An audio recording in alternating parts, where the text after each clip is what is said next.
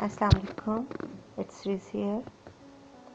मैं आज आपसे एक मसले की बाबत गुफ्तगू करना चाह रही थी। असल में ज़्यादातर लोग, बल्कि तकरीबन हम सभी उस मसले का शिकार हैं, लेकिन हम में से बहुत से लोग उसके बारे में ना तो बात करते हैं, ना किसी से शेयर करते हैं, और अक्सर लोग ऐसे भी हैं जो उसको कोई मसला समझते ही नहीं है। और वो मसला है गैर ज़रूरी सोचें जो हमारे दिमाग में आती हैं। हर वक्त इधर उधर की सोच से रहते हैं हम लोग। हमारे दिमाग को सुकून नहीं है, चलता रहता है, हर टाइम वर्किंग में रहता है। तो ऐसे क्यों होता है कि हम लोग कुछ काम कर रहे होते हैं, जैसे एक शख्स एक ऑफिस में काम कर रहा है, तो वो काम ऑफिस का कर रहा है, लेकिन जहन उसका किधर है कि यहाँ से निकल के मुझे अपने दोस्त की तरफ जाना है, वहाँ अगर देर हो जाएगी, घर देर से पहुँचूँगा, घर जाके क्या कहूँगा, अब क्या बहाना करना होगा। मतलब वो काम एक कर रहा है और 10 बातें उसके जहन में आ जा रही हैं। या एक खातून है, सब्ज़ी बना रही हैं, उनको खाना पकाना है, उनको ये है खाने को देर ना हो जाए, स्कूल से बच्चों को लेने जाना है, ये मसला है, वो आगे की सोच रही हैं। या कोई बूढ़ा आदमी है तो वो माजी की सोच रहा है। मतलब सोचों ने ना हमारे दिमाग को घेरा हुआ है। असल में इसकी वजह ये है कि हम लोगों की प्रैक्टिस ही नहीं है एक चीज़ पे फोकस करने की। हम लोग एक वक्त में बहुत सारी बातें सोच रहे होते हैं। एक मिसाल देती हूँ आपको कि एक शख्स है, वो पास खड़े दूसरे शख्स को बहुत ज़ोर से थप्पड़ मारता है।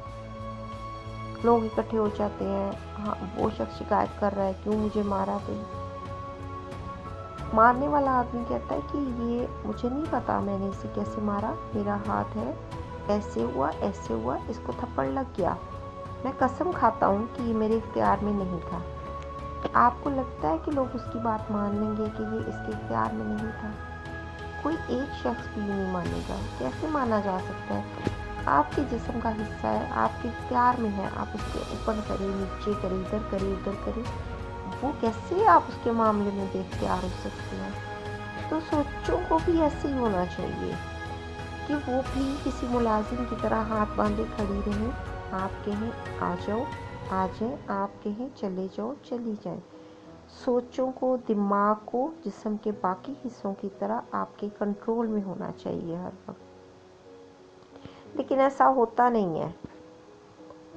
इसके लिए एक स्कॉलर हैं, उन्होंने एक एक्सरसाइज बताई थी कि आप ये शुरू करें, आपको बहुत ज़्यादा फ़र्क पड़ेगा।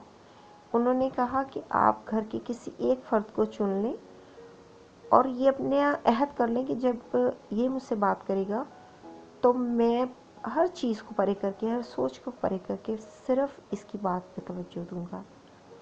आप इस तरह एक हफ्ता गुजारें, उसकी आम सी बात को भी पूरी तवज्जो से सुने, ना कुछ इधर उधर देखना है, ना कुछ सोचना है। फिर कुछ दिनों बाद आप एक और शख्स, मतलब 2 अशखास के साथ अपना रवैया यही कर लें। आहिस्ता आहिस्ता आप देखेंगे आपका जहन जो है ना, यकसुई सीखता जा रहा है। तो इसी तरह आपकी ज़िंदगी में आपको लगेगा कि चेंजेस आ रही हैं। एक और बात यह है कि आप अपने आप को नेचर के करीब कर लें। आप दरख्तों को देखें, हरे भरे दरख्त, पौधे, ग्रीनरी को देखें, आपका जहन फ्रेश होगा। हम लोगों ने आजकल तो घर ऐसे बनाने शुरू कर दिए हैं जो बिल्कुल कवर्ड होते हैं, उनमें ना हवा का गुज़र है, ना उनसे आसमान नज़र आता है। बारिश होती है तो हमें नहीं पता चलता कि बाहर बारिश हो रही है, ना कोई चांद, ना तारे, कुछ भी नहीं। हम लोगों ने नेचर से दूर अपने आप को कैद कर लिया है।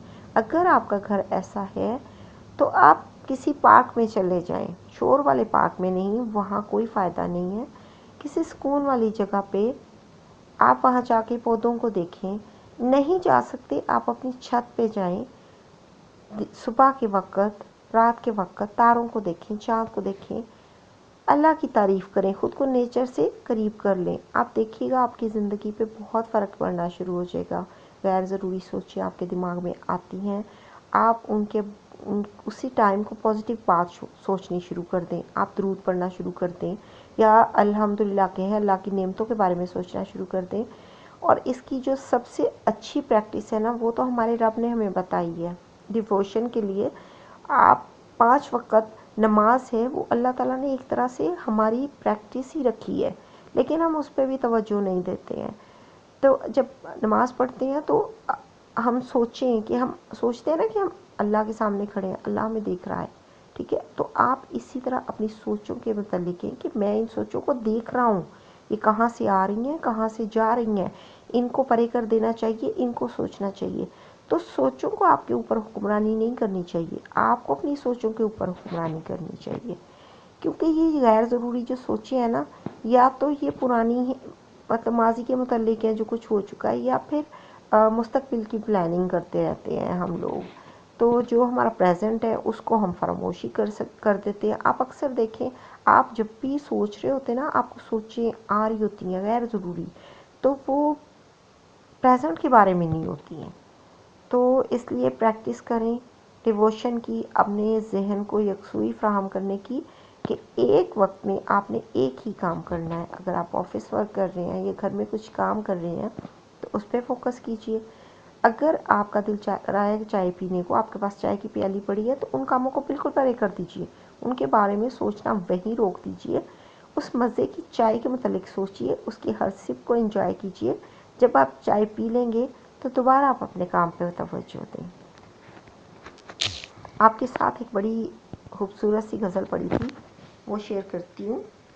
नीलम की झील जैसी निराली थी खो गई, नीलम की झील जैसी निराली थी खो गई, हर सांस जो संभालने वाली थी खो गई। नीलम की झील जैसी निराली थी खो गई, हर सांस जो संभालने वाली थी खो गई। कुछ गीत मेरी बालियों से खेलते रहे, कुछ गीत मेरी बालियों से खेलते रहे, फिर एक दिन जो कान में बाली थी खो गई। उजले कबूतरों की तरह से थे दोनों हाथ, उजले कबूतरों की तरह से थे दोनों हाथ, मैले हुए तो मेहंदी की लाली थी खो गई। वो अब्र था कि सारे सितारे ही बुझ गए, वो अब्र था कि सारे सितारे ही बुझ गए, जो आसमां पे चांद की थाली थी खो गई। लहजों की बरहमी से बिखरता गया वजूद, लहजों की बरहमी से बिखरता गया वजूद, माँ ही मुझे संभालने वाली थी खो गई। लहजों की बरहमी से बिखरता गया वजूद, माँ ही मुझे संभालने वाली थी खो गई। दरिया पहाड़ बस्तियाँ सब सो गए सहर, दरिया पहाड़ बस्तियाँ सब सो गए सहर, और मेरी रात नींद से खाली थी खो गई।